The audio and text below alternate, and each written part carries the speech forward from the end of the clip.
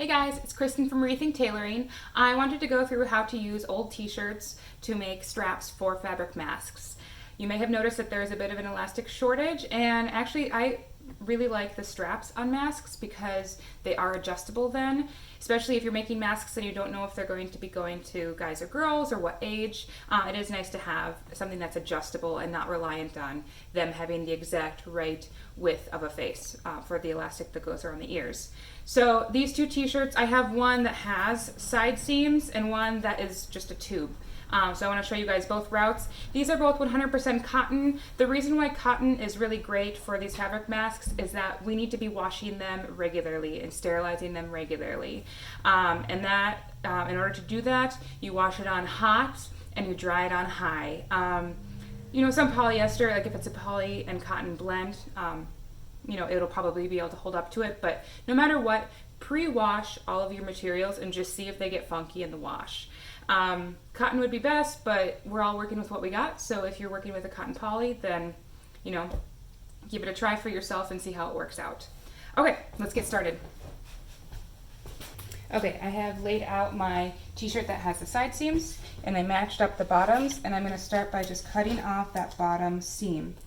And I want to get rid of that seam because with knits, once you put a needle through it, it does weaken those fibers a little bit. So I do not want to use any of the material that has holes already put in it for this project. Now this I could use for something else. So I'm going to turn this inside out. I want to open up those side seams first. So sometimes, if there's an extra button or something on the side, just watch out for that.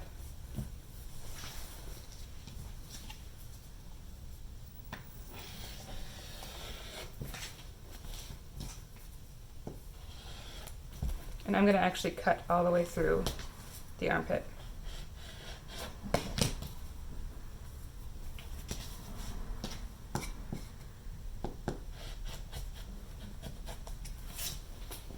Go. Here is a button. So we're going to watch out for that so you don't go over that with the rotary cutter. Obviously I'm using a rotary cutter and a ruler. If you don't have that, you can use a regular scissors. Just keep in mind, if you have a sharper scissors, your life is going to be a lot easier. And if you don't have a pair of sharp scissors, maybe see if you can borrow some from a friend or get some online. So I have that cut open. I'm going to flip this back to the front. Beep, beep, beep, beep. Okay, and I'm going to line up my bottoms again. Now I have found online that they say you can cut these 1 inch wide for the fabric straps. I find 1 1/4 inches to be more appropriate, just for keeping it strong. So you want to get out all of those folds underneath there, otherwise you're going to end up with some parts of your strap that are thinner, and we don't want to do that. So I would normally spread that all out so that it's all perfectly flat, but I think you get the point. So I'm going to measure 1 1/4 inches and start cutting. When in doubt, go wider. Okay, so I'm going to do that my whole way up. And now I've got my 2 pieces here, and how I turn it into my strap is I actually just give it a good tug, and then it rolls my knit. Okay, so that's that. Once you get up to here where there's a little bit more funky business, you want to cut these straps somewhere between, very likely, between 16 and 18 inches. Obviously it could be smaller for kids, but you could test out if you cut a strip here and you stretch that, how wide does that end up being. But I will cut off the sleeves, and then this side seam is already open. I could get a couple from here, and then I could for sure get some from underneath the collar, and then maybe you could use this collar for something else for another project. So that's that. Now let's hop on over to the tube. Same thing, I'm going to cut off the bottom.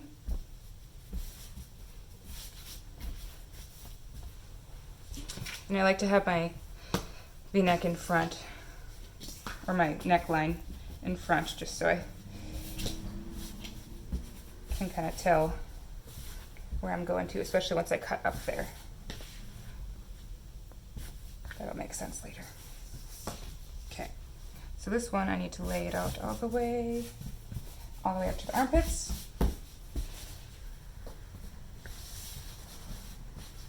Just kind of work that fabric to get all those rolls out of there. Okay, and you'll notice sometimes on t-shirts they're not exactly flat on the bottom, but we're gonna make it flat. So I'm gonna cut off that bottom.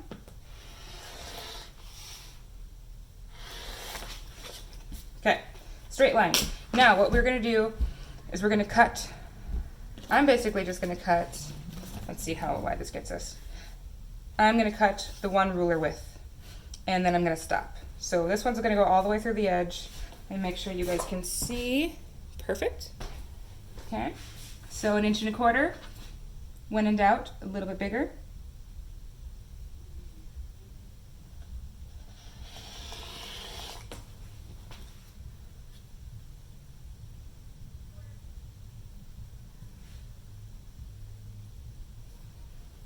An 1 1/4 inches all the way through, and I'm going to go the whole way up.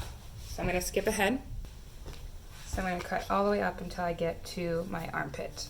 So I've got one more stripe that I can do.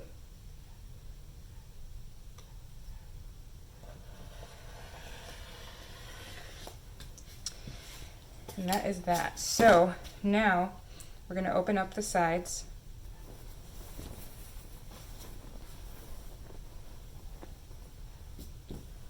So I'm going to give myself a starting point by just cutting here. That is the start of my spiral. So you can see. Now instead of cutting this across and only having one tube, I'm actually going to cut this and veer upwards. So I'm creating a spiral now.